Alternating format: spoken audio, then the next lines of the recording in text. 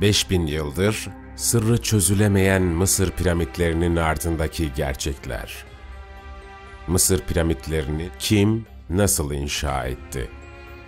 Taşları Asvan şehrinden buraya Nil üzerinden getirilip buraya aynı şekilde Nil'den yardım alarak inşa etmişler. 2,5 tonluk taşlar hangi teknolojiyle kaldırıldı? Sfenks heykelinde bulunan gizli oda. Hazreti İsa ve Hazreti Musa'nın yaşadığı gizemli topraklar. Hatta Hazreti İsa burada yaşadığına dair bir sürü belge var yani hocam. Hazreti İsa, Hazreti Musa, Yahudilik de çok yaygındır burada. 2025 yılında Mısır piramitlerinin altında ne keşfedildi? Mısır piramitlerinde geçirilen sır dolu bir gece. Antik Mısır'ın gizemi ve toprak altında kalmış sırlı bölgeye gidiyoruz. Yaklaşık 5000 yıl önce Nil kıyısında tarihin en büyük ve en güçlü imparatorluklarından biri ortaya çıktı. Bu medeniyet bilim, mühendislik, sanat ve tıp alanlarında çığır açan birçok buluşa imza atmıştır. Ve o zamanların teknolojisiyle bunların nasıl yapıldığı hala çözülmüş değil. Mısır İmparatorluğu 3000 yıl boyunca varlığını sürdürdü. Bu süreçte arkasında devasa Mısır piramitler, mumyalar, sırlı belgeler, gizemli odalar, mühendislik harikası eserler bıraktı. Peki Nil Nehri üzerindeki bu gelişmiş uygarlığın başarısının sırrı neydi?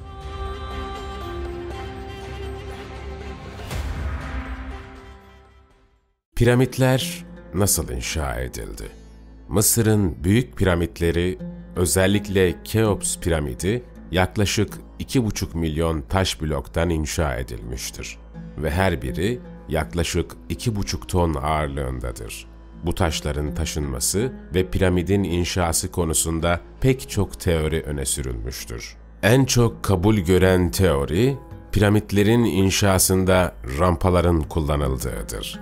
Eski Mısırlıların taşları taşımak ve yerleştirmek için geniş, uzun ve eğimli rampalar kullandıkları düşünülmektedir. Bu rampalar ya piramidin etrafında dolaşan spiral bir yapı ya da piramidin zirvesine doğru yükselen dikey bir rampa olabilir. Ayrıca bu rampaların çeşitli materyallerle desteklendiği ve yapım sırasında taş bloklarının işçilere taşınarak üst seviyelere yerleştirildiği öne sürülmektedir. Bir diğer teori ise taş bloklarının vagonlar veya kayar tahtalarla taşınmasıdır. Bu yöntemde taşlar işçiler tarafından sürülen vagonlar üzerine yerleştirerek rampalarla yukarı taşınmış olabilir. Yapılan araştırmalar, eski Mısırlıların taşları taşımak için güçlü, iş gücü ve etkili mühendislik tekniklerine sahip olduklarını göstermektedir. Bir başka teoride ise Hazreti Süleyman aleyhisselamın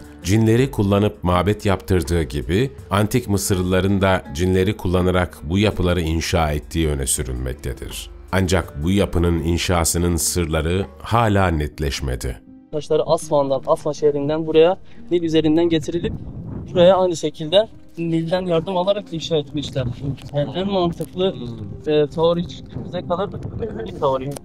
Dediğiniz gibi yine bazıları diyor işte Mahmutlar döneminde. Mahmutların sırtından taşı taşıyıp buraya koymuşlar, yani piramitleri inşa etmişler. Bazıları diyor cinler, bazıları diyor Hazreti Süleyman, bazıları diyor Beyliler inşa etmiş. Halbuki öyle bir şey yok. Tabii bu piramitlerin hocam şimdiye kadar %70'ini keşfedebilmişler. Maalesef %30'u hala esrarengiz, hala kimse... İçine girememişler manasında. Evet, hala keşfedememişler yani. Ama beşerin takatinin çok üstünde değil mi böyle bir şey hala yapmak? Yani bir teoriye göre Kral Haman'a diyor ki ey Haman git bize burada bir tane dağ inşa et. Hazreti Musa'nın, yani Musa'nın Rabbine daha yakın olayım diye bir teori de geçiyor. Haman da o zaman da gelip böyle bir tane ilk önce Keops piramidini inşa ediyorlar hocam. Ondan sonra Kefren, zaten Keops piramidinin inşaatı 20 yıl sürmüştür. Bu inşaat sırasında 100.000'den fazla işçinin çalıştığını söylüyorlar. Keops bittikten hemen sonra 20 yıl sonra piramidin inşaatına başlıyorlar. Yani Kefren'i yapmaya başlıyorlar. Kefren de bittikten sonra hemen Mykerinos'a başlamıyorlar hocam. 100 sene geçtikten sonra Mykerinos piramidini inşa etmeye başlıyorlar. Şimdi Mykerinos piramidi diğer piramitlerden ne kadar kısa olduğunu görüyorsunuz. Peki bunun sebebi ne? diye soracak olursanız hocam, bunun sebebi de şu. Yani bu piramitlerin nasıl yapıldığına dair bir bilgi bulamadıkları için sadece 60 boyunda bir tane piramit inşa edebiliyorlar. Piramidin tek manası kabir. Mezar. Sadece mezar. Başka Başka bir şey yok. Firavun'un mezarı. Firavun'un mezarı. Yani o zaman tahta olan krala ait mezarlık. Tarihlere bakıldığında ona en yakın, Hazreti Musa'ya en yakın olan kral 2. Ramses olarak geçiyor. Hazreti Yusuf'a da en yakın olan kral 3. Amonhotep olarak geçiyor. Yine müzeye geçtikten sonra onların da heykellerini detaylı olarak size anlatacağım inşallah. Nil Nehri ve kralların gemileri ile piramitlere yanaşması. Mısır'ın kalbi Nil Nehri üzerinde atıyordu. Ve bu nehir yalnızca tarım için değil, aynı zamanda taş taşımacılığı gibi büyük inşaat projelerinde de önemli bir rol olarak kullanılıyordu. Eski Mısır'ın mühendislik harikalarından biri olan piramitler, Nil Nehri'ne oldukça yakın bir konumda inşa edilmiştir. Piramitlerin yapımı sırasında taş bloklarının taşınması, bu devasa yapıları inşa etmenin en büyük zorluklarından biriydi. Ancak Mısırlılar Nil Nehri'ni akıllıca kullanarak bu sorunu çözdüler. Eski Mısır'daki taşlar, piramitlerin inşasında kullanılan devasa bloklar, taş ocaklarından alınarak Nil Nehri boyunca taşınırdı. Nil Nehri, bu taşları taşımak için en uygun yoldu. Çünkü su yoluyla taşımacılık, karaya kıyasla çok daha hızlı ve verimliydi. Krallar, taşları taşımak için büyük gemiler kullanmışlardır. Bu gemiler, taşları taşımak için özel olarak inşa edilmiş olup, Mısırlılar bu gemilere büyük taş bloklarını yükler ve onları nehir boyunca piramidin yapıldığı alanlara götürürlerdi. Birçok arkeolojik bulgu, bu gemilerin gerçekten çok özel olarak tasarlandığını ve yalnızca taş taşımacılığı için kullanıldığını göstermektedir. Bu gemiler, taşların nehir boyunca taşınmasını sağlarken, aynı zamanda taşların karaya çıkarılması için özel iskeleler de inşa edilmiştir. Bu iskeleler, gemilerin taş bloklarını güvenli bir şekilde karaya çıkarabilmesi için önemliydi. Gemiler, taşları karaya çıkardıktan sonra, işçiler tarafından taşlar piramidin inşa alanına taşınır ve yerleştirilirdi. Nil Nehri'nin bir kolu buradan geçiyordu. Kurumadı hocam, yönünü değiştirdiler. Zaten Keops, Kefren gemilerine binip Nil'den tur attıktan sonra yine gelip gemisiyle burada park ediyorlarmış gemilerini. Hazreti İsa ve Hazreti Musa'nın Mısır'da yaşaması. Mısır, antik uygarlığın beşiği olmanın ötesinde pek çok peygamberlerin burada yaşamasıyla da kritik bir rol oynamıştır. Hazreti Musa, Mısır'da doğmuş ve Firavun'un zulmünden kaçarken bir süre burada yaşamıştır. Yıllar sonra halkını özgürleştirmek için Mısır'a geri dönmüştür. Benzer şekilde İncil'e göre Hazreti İsa da zulümden korunmak için Mısır'a sığınmış ve burada bir süre yaşamıştır. Bu iki peygamberin Mısır'da yaşamış olması, bölgenin dini tarihindeki derin anlamını ortaya koyar ve Mısır'ın hem İslam hem de Hristiyanlık için büyük bir manevi öneme sahip olduğunu gösterir. Hatta Hazreti İsa burada yaşadığına dair bir sürü belge var yani hocam. Hazreti İsa, Hazreti Musa, Yahudilik de çok yaygındır burada. Aynı zamanda. Tabii. Zaten yönetim idare direkt öyle. Evet. O şey öyledir. Sphinx heykelinin yapılma hikayesi. Sphinx, Mısır'ın en tanınmış heykellerinden biridir. Bu devasa heykel, bir aslan vücudu ve insan başı ile tasvir edilir. Sphinx heykeli, Mısır firavunu Kefren'in hakimiyetinin simgesi olarak M.Ö. 2500 civarında Gize'de inşa edilmiştir. Sphinx Kefren'in piramidi ile karşılıklı olarak yerleştirilmiş ve ona koruyucu bir figür işlevi gördüğüne inanılmıştır. Bu heykel, Mısır'ın dini inançlarının ve firavunların ölümsüzlük arzusunun bir yansımasıdır. Aslan gövdeli bir heykel görüyoruz. Bu eski antik çağda ne ifade ediyordu? Oranın koruduğuna inanılıyordu. Yani böyle bir Sphinx heykeli görürseniz büyük ihtimalle ya orada bir mezarı koruyor ya da önemli bir yapıyı, tarihi eseri koruyordur. O zamana göre inançları bu şekildeydi. Sphinx heykeli niye bu kadar fazla ayakta kaldı diye soracak olursanız, şimdi Kral Kefren gemisiyle buraya geliyor. Gemisinden iniyor fakat burada bir tane taş yığını fark ediyor. Ve bu taş yığını onun piramidinin manzarasını bozduğunu fark ediyor. Taş yığını böyle bir tane heykele çeviriyor ve ismini Sphinx koyuyor. Yani insan başlı, aslan gövdeli. Araştırmacılar Sphinx heykelinin etrafında hatta 32 yerden delmişler, tünel kazmışlar. Hiçbir şeye rastlayamamışlar. Ta ki bu kulağın altında küçük bir delik görüyorsunuz. Orası bir oda girişi. Odanın içerisinde bir bebeğe ait bir tane mumya çıkartılmış. Keops piramidi, içindeki Napolyon'un hatırası ve bir günlük deneyimi. Napolyon, 1798 yılında Mısır'a yaptığı sefer sırasında Keops piramidini ziyaret etmiştir. Birçok kaynağa göre Napolyon piramidin içine girdiğinde büyülenmiş ve derinden etkilenmiştir. Piramidin içinde geçirdiği zaman sırasında bir tür vizyon gördüğüne dair çeşitli rivayetler vardır. Bazı tarihçiler onun bu yalnız zamanının Antik Mısır'ın büyüklüğüne olan hayranlığını arttırdığını, hatta bu deneyiminin Napolyon'un kişisel görüşlerini değiştirdiğini belirtir. Bir tünel kazıyorlar. Şans eseri Keops'un giriş kapısını buluyorlar. Keops piramidinin içinde bir gece boyunca kalıyor. Sabah askerleri gelip baktıklarında Napolyon'un rengi bezmiş, yani sararmış. Çok korkmuş ama ne olduğunu kimseye söylemiyor. Ta ki ölüm döşeğine düşene kadar hocam yanındakilerine diyor ki hani o kadar merak ettiğiniz o olay var ya diyor. En son neye yarar diyor, anlatmıyor. Orada ölüyor, maalesef kimse anlatmıyor. Başına ne geldiğini hala kimse bilmiyor. Keops piramidinden çıkarılan gemi.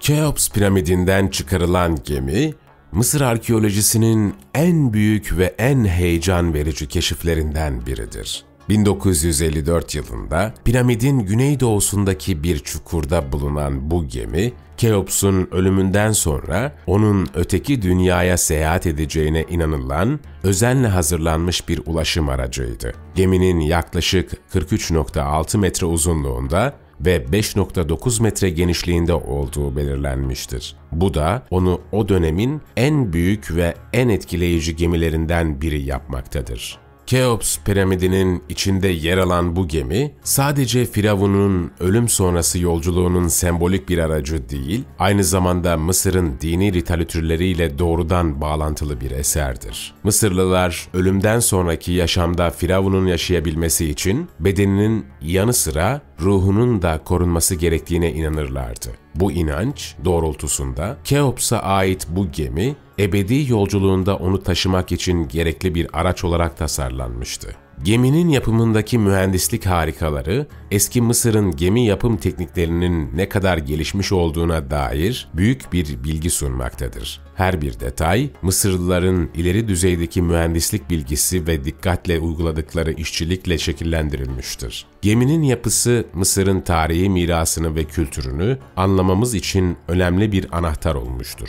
Çünkü geminin her parçası o dönemin sanatı, bilimi ve dini inançları hakkında derinlemesine bilgiler sunmaktadır. Keops kralına ait 2 tane büyük gemi çıkartılıyor hocam. Keops'un etrafında. Gemi, bildiğimiz gemi. Oradan çıkartıyorlar ve büyük müzeye götürülüyor hocam. Şey yazmışlar, Sabrul Cemil. Sabrul Cemil. Allah Allah. Piramitlerin etrafındaki tapınaklar. Mısır'daki piramitler sadece mezar yapıları değil, aynı zamanda dini tapınaklar ve ritüel alanları olarak kullanılmıştır. Piramitlerin etrafında ölülerin ruhlarının huzur içinde kalabilmesi ve Firavun'un öbür dünyadaki yolculuğu için gerekli olacağına inanılan tapınaklar yer almaktadır. Giza piramitlerinin çevresindeki tapınaklar, piramitlerin etrafında kutsal olduğuna inanılan alanlar da bulunur ve aynı zamanda Antik Mısır dinini simgeler. Tapınaklar, Firavunların ölümle yüzleştiği ve yeniden doğdukları inançları doğrultusunda inşa edilmiştir. Aynı zamanda bu tapınaklar Mısır'daki rahipler ve dini liderler tarafından günlük ibadetler ve törenler için kullanılmıştır. Hocam yine size anlattığım gibi piramitlerin etraflarında bir sürü tapınak vardı. Bunlardan bir tanesi de bu. Kral Kefren'e ait tapınağı görüyorsunuz. Aynı zamanda yan tarafta yine Kral Keops'a ait bir tane tapınak daha vardı. Ve onun da bir tane koruyucusu vardı. O koruyucusunun ismi ise de Sphinx heykeli olarak geçiyor. Yani insan başlı, insan gövdeli heykel. Az sonra göreceğimiz heykel de onların bir örneği. Ama maalesef Kral Keops'un Phoenix'i günümüze kadar gelememiş maalesef. Evet, günümüze gelen sadece Kral Kefren'e ait olan Sphinx gelmiş. Kahire Müzesi. Mısır'ın kalbi Kahire'de tarihin en büyüleyici hazinelerinden biri sizi bekliyor. 1902 yılında açılan bu yapı sadece bir müze değil, adeta zamanda donmuş bir uygarlık. İçeride 120 binden fazla eser yer alıyor. En dikkat çekici koleksiyon ise hiç şüphesiz altınlar. İçinde gömülen genç firavun Tutankamon'a ait onun altın ölüm maskesi. Detaylarıyla görenleri büyülüyor. Her kıvrım, her çizgi bir medeniyetin sesini fısıldıyor. Mumya salonu müzenin en çarpıcı bölümlerinden biri. Burada Ramses, Seti gibi firavunların binlerce yıl öncesine ait mumyaları sergileniyor. Yüz hatları hala seçilebilen bu bedenler, Antik Mısır'da ölümden sonra yaşama duyulan inancın en somut örnekleri arasında. Sadece saraylar ve krallar değil, halkın günlük yaşantısından kesitler, papirüsler, tanrı heykelleri, mezar objeleri. Her bir eser, Antik Mısır'ın derinliğine açılan bir pencere. Kahire Müzesi sadece geçmişi anlatmıyor, geçmişi hissettiriyor. Eğer tarihe bir adım daha yaklaşmak istiyorsanız, bu müze tam anlamıyla bir zaman kapısı. Kuş ve kedi mumyalama. Mısır'da mumyalama sadece insanlar için değil, hayvanlar için de yaygın bir teknikti. Özellikle kediler ve kuşlar Mısır'ın dini inançlarında önemli bir yere sahipti. Mısırlılar, tanrıların hizmetkarı olarak gördükleri hayvanları mumyalar ve onları mezarlara yerleştirirlerdi. Kediler, Mısır'daki en kutsal hayvanlardan biriydi. Kuşlar ise, özellikle kutsal kuşlar, mumyalama işlemiyle ebedi hayata uğurlanırdı. Mısır'da bulunan kuş mumyaları, dini inançların ve hayvanların önemini gösterir. Mısırlılar, hayvanları sadece inandıkları tanrılara adamakla kalmaz, aynı zamanda bu hayvanların ölümlerinin ardından mumyalanarak diğer dünyada yerlerini alacaklarına inanırlardı. Mumyalanan kedilerin özellikleri nelerdi hocam? Simsiyah olması ve başka vilayetlerden getirilmesi. Yani her vilayette bir tane siyah kedi vardı ve onu kutsal sayıyorlardı. Bu mumyalanan kedilere özel bir isim veriliyordu hocam. Bunlara paslı diyorlardı. Ve bu mumyalanmayan kediler de vardı hocam. Normal sokakta gezen kediler de vardı. Miyav diyorlardı mumyalanmayan kedilere. Mumyalanan kedilere ise pastır. Çünkü o bir kutsaldı. Allah Allah. Evet. Oradan geliyor tabii. Miyav. Evet, antik çağdan geliyor. Eskiden bir sürü hayvana tapıyorlardı hocam. Bunların içinde maymun vardı, köpek vardı, kedi vardı ve çeşitli kuş türleri de vardı. Şimdi hocam burada gördüğünüz iki aslan başı, bunlar segmenti ifade ediyor. Segment kimdi hocam? Segment savaş tanrıçası. Tanrı değil hocam, tanrıça. Kuşları burada tahnit ediliyordu. Yani tahnit dediğim mumyalıyorlardı. Mumyalama evreleri. Mumyalama süreci, Mısır'ın ölümden sonraki yaşama olan derin inancının bir yansımasıydı.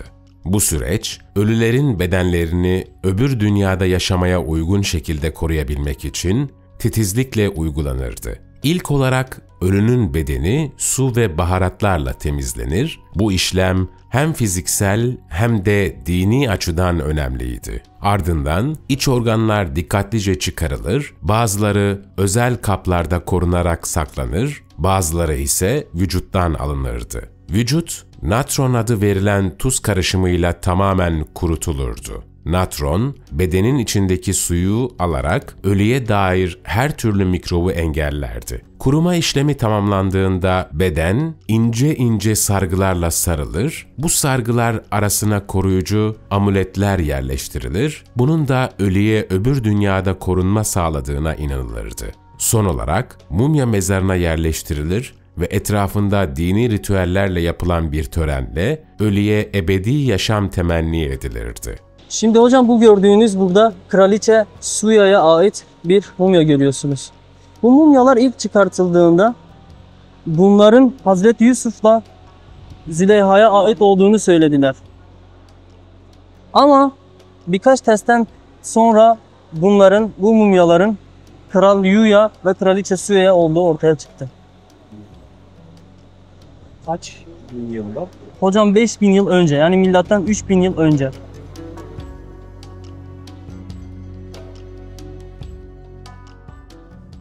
Eskiden kralların mumyalandığı taş olarak biliniyor. Krallar mumyalanmadan önce birkaç merhaleden geçiyorlardı. Bu merhaleler neydi?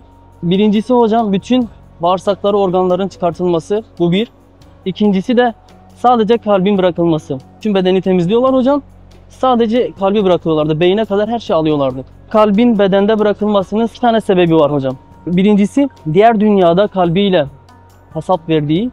İkincisi eski antik çağda Mısırlıların kalpten düşündüklerini inanıyorlardı. Beyin yokmuş gibi kalpten düşündüklerine inandıkları için mumyada kalp bırakılıyordu. Günümüzde kullandığımız gassalların taşlarına benziyor değil mi hocam? Evet doğru benziyor. Çok benziyor değil mi? Peki bu vazolar ne işe yarıyordu? Hani size az önce mumyalamadan bahsederken size demiştim ya. Mumyalamanın ilk aşaması kralın organlarının çıkartılması ve bağırsaklarının temizlenmesi. Evet hocam, o bağırsaklar ve organların hepsini böyle vazolara koyuyorlar. Ve bu vazoları aynı şekilde o lahitin içine koyuyorlardı hocam. Yanı başına, mumyanın hemen yanı başına koyuyorlar. Yapmamışlar. Tekrar taksın kullansın diye. İhtiyacı olur diye diğer dünyada. Hocam şimdi arkamda gördüğünüz kral 2. Ramses. Toplam yani tamı tamına 97 sene yaşamış. Mısır'a da 67 sene boyunca hükmetmiştir. Hazreti Musa'nın döneminde yaşadığı söylenilen o meşhur kral gördüğünüz 2. Ramses. Şimdi kralın böyle durduğu bize neyi ifade ediyor? Bu kral ölmeden önce bu heykeli diktirdiğine işarettir. Papyrus bitkisinden yapılan etek bu. Ve sadece o zaman krallar giyebiliyordu. Kendisi 2. Ramses zamanından mı kalmış Evet. bu taşın? 2. Ramses daha sağ iken bu heykel yaptırılmıştır. Hocam yine burada başka bir heykel tarzıyla karşılaşıyoruz. Bu heykel bize ne anlatmak istiyor? Eller bağlanmış, ayaklar birleşik ve elinde cennet anahtarı var. Bu bize ne anlatıyor? Bu kralın öldükten sonraki dönemde bu heykelin yaptırıldığına bir işarettir. Ve gördüğünüz gibi ellerinde cennet anahtarı var. Bu kralın öldüğüne ve cennete gittiğine inanıyorlardı. Şu arkada bir tane duvar görüyorsunuz. Kapıya benzer bir duvar görüyorsunuz. Bu aslında bir kapı ama açılmayan bir kapı. Peki bu kapıdan kim geçiyordu? Böyle bir duvar görürseniz büyük ihtimalle ya mezarlıkta ya bir tapınakta ya da bir piramitte. Kral öldükten sonra ruhu göğe yükseliyor ve bu kapıdan geçiyor. Yani bu sadece ruhların kapısı olarak geçiyor. Bir de aynı zamanda böyle lahit taşlar gördüğünüzde içinde hieroglif yazılar var. Bu bize ne anlatıyor? Kral öldükten sonra ne yapacağını bilmediği için o zaman da lahitin içine her şey yazmışlar. Diğer tarafta kral tek başına kalmasın diye, ne yapacağını bilsin diye her şeyi oraya çizmişler. Böyle bir lahit gördüğünüzde o krala ait ya üstünde ya içinde ya da yan tarafında ya da tabutta ona ait bir heykel göreceksiniz. Eskiden lahitleri açtıklarında kime ait olduğunu daha net bilsinler diye o kralı da lahitin üstüne çiziyorlardı. Hemen arkada örnekleri var, onu da göstereyim size hocam. Hocam bu şekilde tabutlar yapıp lahitlerin içine konuluyordu. Bu da mermer. Mermer, evet. Mermer mi o? Bu dediğim gibi milattan 3000 yıl, 2500 ile 3000 yıl arası. 5000 yıllık yani. 5000 yıllık, evet. Şu kapağını ver. Heykel. Burada aslan başlı yine. Başında da bir tane yuvarlak var hocam, çember. O çember neyi ifade ediyor? Yine Amon-Ra'yı temsil ediyor. Amon-Ra güneş tanrısını ifade ediyor. Ve buradan gördüğünüz gibi eteğinden kadın olduğunu çok net görebiliyoruz. Evet. Yani bazı rivayetlere göre bu Züleyha ama gerçek ismi Tia. 3. Amenhotep ve kraliçe Tia, ayaklarının yanında da hocam hemen kızlarını görebilirsiniz. 1, 2, 3 tane kızları vardı o zaman. Burada gördüğünüz bütün heykeller Ahnaton'a ait. Altın, evet, saf altın hocam hepsi. Bu. Evet, saf altın. Yine maskesini görüyorsunuz hocam. Altın hırsızları tarafından tahrip edilmiş. Bazılarını yani çıkartıp çalmışlar. Daha bunlar çıkartılmadan, keşfedilmeden önce altın hırsızları. Ben burada da altı var hocam. Bu üstü. Bu da tabutun hemen altını görüyorsunuz burada hocam. Eyvallah. Hocam burada da gördüğünüz gibi Ahnaton var. Arkasında Nefertiti var. Ve arkasında 2 kişi daha var. Bazı rivayetlere göre Nefertiti'nin Ahnaton'un eşi olduğunu söylüyorlar. Bazı rivayetler de diyor ki hayır, o kızıdır diyor. Bakın arkada Nefertiti var ve onun arkasında 2 tane kız kardeş daha var. Peki bunlar ne yapıyor hocam? Ellerinde gördüğünüz gibi bakın çok kutsal saydıkları bitkileri göğe yükseltip güneş tanrısına dua ediyorlardı. Hemen şu yuvarlaktan anlayabilirsiniz. Amon-Ra'ya burada ibadet ediyorlar aslında. Eyvallah. Hiç bilgi almadan gözünü açıp uyanmışsın. Allah'ın en çok şaşırtıcı sanatı ne olur? Güneş olur yani. Her çıktığında etrafını görüyorsun, çoluk çocuğunu görüyorsun, işini gücünü yapıyorsun. Sonra bir anda sönüyor, korkuyorsun. Tabii ki de Aynen abi. meseleyi anlayamazsan taparsın, kurban olayım yarın çıkmayı unutma diye. En büyük şey. Anladın mı yani? Tabii tabii. Hocam burada da gördüğümüz Nefertiti'ye ait bir tane heykel var. Ne yazık ki hocam günümüze kadar Nefertiti'ye ait sadece bu heykelimiz var. Elimizde bu heykel var. İlk çıkarıldığında büyük tacı vardı. O tacı da çalındı maalesef. Da çalındı. Evet. Şu anki bütün arkeologların hayali hocam Nefertiti'nin mumyasını bulmak. Allah Allah. Hiç kimse bulamıyor hocam şu an. Yani bütün araştırmalar onun üzerine yapılıyor ama hala nerede olduğunu kimse bilmiyor. Hala sırrı çözülmüş değil.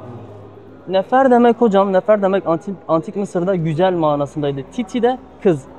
Nefertiti aslında güzel kız manasındaydı. Anladım. Evet. Hocam şimdi biraz Tutankamon kralından bahsedelim. Şimdi Tutankamon tahta çıktığında 9 yaşındaydı. Ve öldüğünde 19 yaşındaydı. Şimdi Tutankamon küçük yaşta tahta çıkıp küçük yaşta öldüğü için bunu kral saymamışlar bile hocam. Yani millet tarafından kral sayılmamış. O yüzden bunu çok uzak bir yere gömmüşler hocam. Bunun mezarını başka bir yere gömüyorlar, defnediyorlar. Kısa bir zaman sonra hocam bunun defnedildiği yer unutuluyor. Unutulduğu için, herhangi bir kaynakta geçmediği için altın hırsızları gidip tahrip edememiş onun mezarını. Günümüze kadar gelmiş en güzel örnekler Tutankamon'a ait. Hemen hocam burada odası var Tutankamon. Tutankamon'un 11 kiloluk saf altından yapılmış bir maskesi var.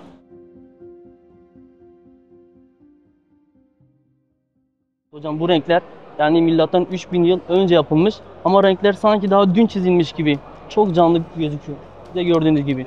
Peki bu renklerin bu kadar canlı olmasının sebebi neydi hocam o zaman? Yani Mısırlılar ne kullanıyordu da renkler bu kadar canlı geldi günümüze kadar? Eski antik çağda Mısırlılar bütün önemli taşları, değerli taşları madenlerden getirip toz haline getiriyorlardı hocam. O tozun içine de bir sıvı karıştırarak renklerde kullanmışlar. Evet. Gördüğünüz gibi mavi, siyah, turuncu, kırmızı. Eyvallah. Bu şekilde günümüze kadar bu kadar taze, aynen taze gelmiştir. Hocam burada da yine bir piramide ait son aşamasını görüyorsunuz.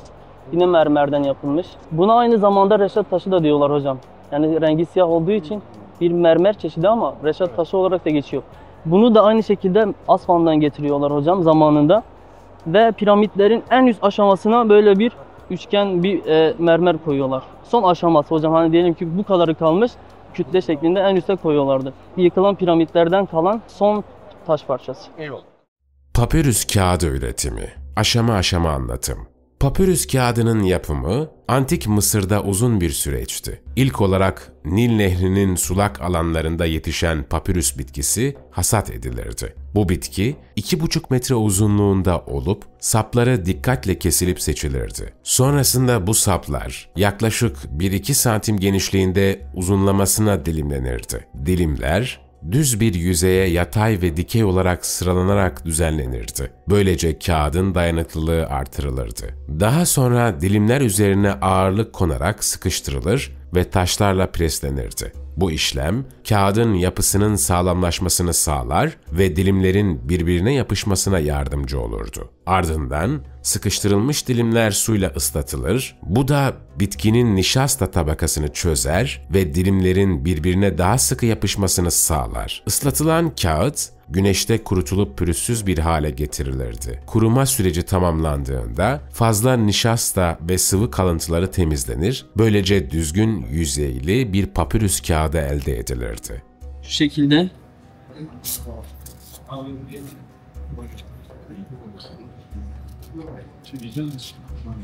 içini çıkarttıktan sonra hocam burada birkaç aşamadan geçiyor. İlk önce böyle dövüyorlar hocam.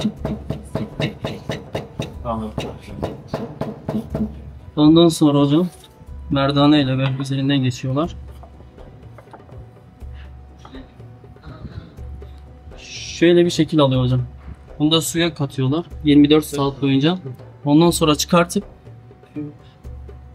böyle birleştiriyorlar hocam. Şu şekilde hemen göstereyim. Şu şekilde birbirine bağlıyorlar hocam. Bu papyrus kağıdı. Şu şekilde. Aynen. Bunun özelliği ilk olmasıydı değil mi? Evet, ilk kağıt. Yani şu şekilde şöyle bir şey çıkması gerekiyor. Aynen şöyle. Şu şekilde hocam. Ondan sonra buraya bu makine görüyorsunuz. Bu makine katıyorlar 24 saat. Efendim? İşkence, sıkıştırma yani değil mi? Evet evet, bunu sıkıştırmaya bulmak için daha doğrusu. En sonunda hocam bir gün sonunda böyle bir kağıt elde ediyoruz. Bir gün sonra. Evet. Kuruduktan sonra böyle bir şekil alıyor. Sonra bunları birleştiriyorlar mı böyle büyük yapmak Birleştirip için? üzerinden şekiller çiziyorlar. Böyle hieroglif yazılar olsun. Ondan sonra resimler olsun. Tanrılar olsun. Krallar vesaire. Bu papirüs kağıtları dünyadaki ilk kağıtlar. Yani bunlar değil, tabii de müzede göreceğiz onları. Ve bu kağıtları yapıyorlardı. Aynı zamanda posasından krala elbise dikiyorlardı hocam. Gördüğünüz posasından. Evet. Ve bu elbise sadece krallar giyebiliyordu o zaman antik çağda.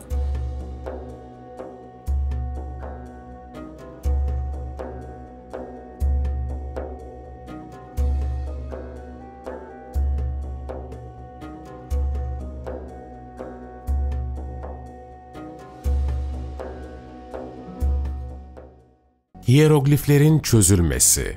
Mısır hiyeroglifleri binlerce yıl boyunca Antik Mısır'ın kültürünü ve düşünce biçimini taşıyan bir yazı sistemiydi. Ancak bu yazılar uzun süre çözülememişti ve eski Mısır'a dair bilinmeyen çok şey vardı. Hiyerogliflerin şifrelerini çözme yolunda atılan ilk önemli adım 1799 yılında Rosetta taşının keşfiyle atıldı. Bu taşın üzerinde 3 farklı yazı vardı.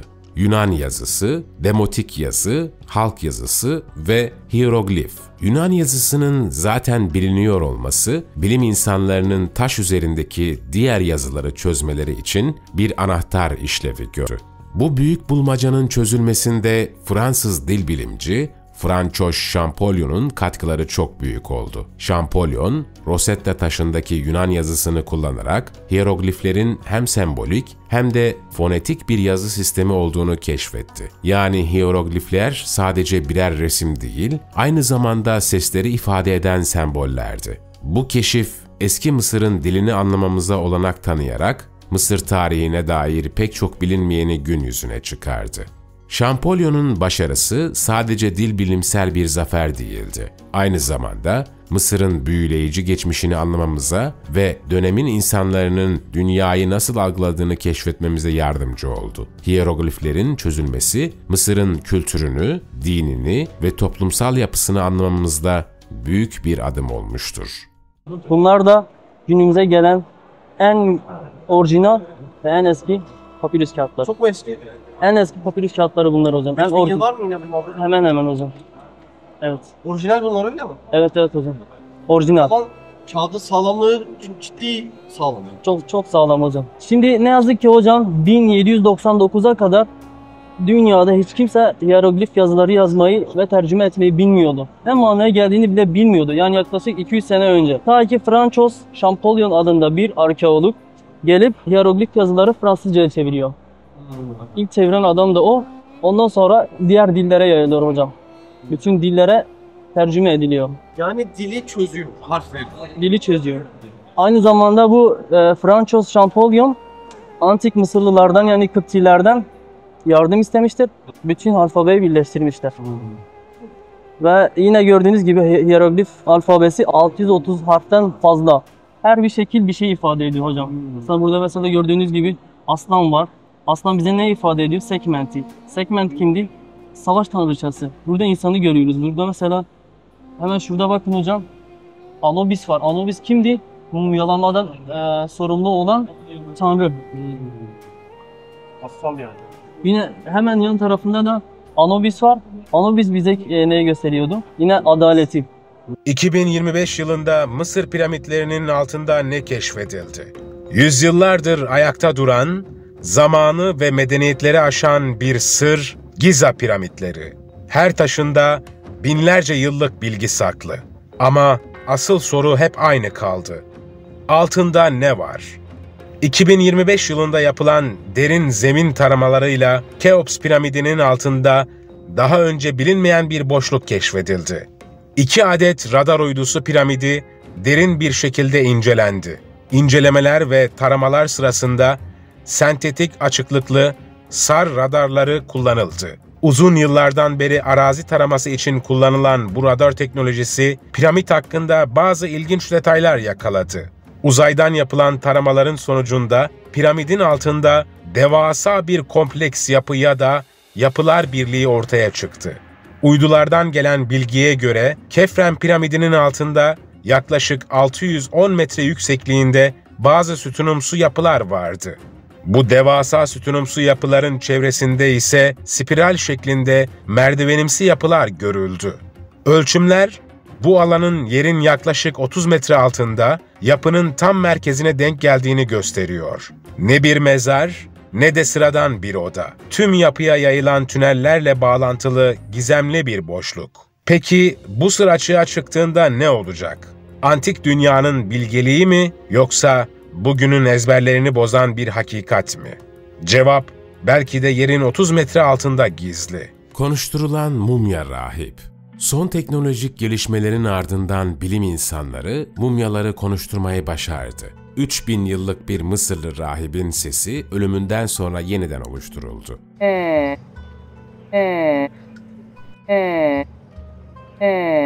İngiltere'deki Leeds Müzesi'nden alınan mumya, bilgisayarlı tomografi ile taranarak ses yolu yapısı yeniden oluşturuldu. Hasar görmüş damak ve dil yapısı birebir kopyalanarak elektronik bir ses kartına bağlandı. Rahibin iyi mumyalanmış olması, gırtlak yapısının büyük ölçüde korunmasını sağladı. Sonuç olarak rahibin sesi bilgisayar yardımıyla tekrar duyulabilir hale getirildi. Daha da ilerleyen teknoloji ve yapay zekanın keşfiyle bu mumyalar kim bilir daha ne kadar bilinmeyen sırları bizlere bizzat kendi dilinden anlatacak. Nikola Tesla ve piramitler. Ünlü bilim insanı Nikola Tesla, yalnızca elektrik ve manyetizma alanındaki buluşlarıyla değil, aynı zamanda eski yapılar ve enerji iletimine dair yaptığı dikkat çekici araştırmalarla da tanınmaktadır. Tesla, piramitlerin konumlarının tesadüfi olmadığını ve bu yapıların enerji iletiminin de önemli bir rol oynamış olabileceğini ileri sürmüştür. Tesla, piramitlerin yer aldığı alanların dünya üzerinde belirli enerji noktalarına denk geldiğini savunmuştur. Bu enerji noktalarının gezegenin elektromanyetik alanı ile etkileşime girerek piramitlerin birer enerji jeneratörü gibi çalışmasını sağladığını öne sürmüştür.